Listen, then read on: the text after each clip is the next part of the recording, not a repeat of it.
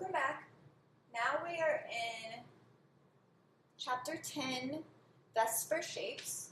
They will interchange the word Vsepr, valence shell electron pair repulsion, which is just a really fancy way of saying that electrons don't like each other, and electrons and atoms and lone pairs will move to take 3D shapes to get as far apart as they possibly can.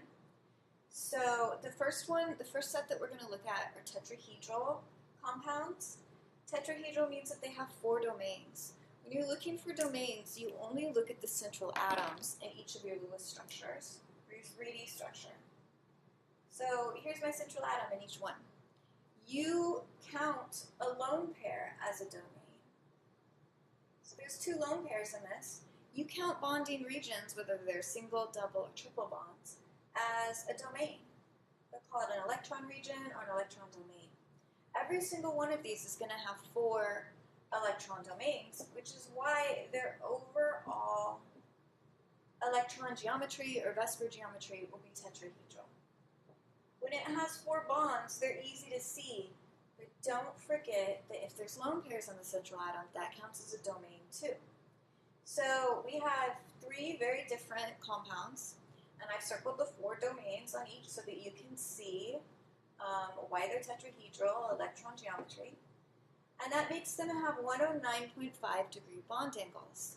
So even though this looks flat and it looks like it has 90 degrees, the real shape are 2 intersecting V's. So they get as far apart as they can. They can actually bend and twist and get further apart than 90 degrees, and they get to 109.5 to get as far apart as possible.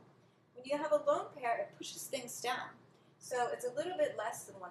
When you have a lone pair on the central, you have 2 lone pairs that pushes things down a little more. So it's even less. It's like 104.5. The next thing that we have is we have subcategories for tetrahedral. So the subcategories tell where the atoms are. And if you look at just this structure of water that I've drawn here, you have a bent shape because the 2 lone pairs push it down. So you have 2 lone pairs, 2 bonding regions, and water is bent. Then if you look at ammonia in H3, you have 1 lone pair, so it pushes things down just a little bit, and it's called trigonal because there's 3 atoms that are being pushed down, pyramid because they take somewhat of a pyramid shape in 3D. And then finally, if you have no lone pairs, the molecular geometry and the electron geometry are always exactly the same as far as how you name them. They are tetrahedral. So 4 bonded atoms, no lone pairs on the central, means tetrahedral electron or Vsepr geometry, and also tetrahedral molecular shape or molecular geometry.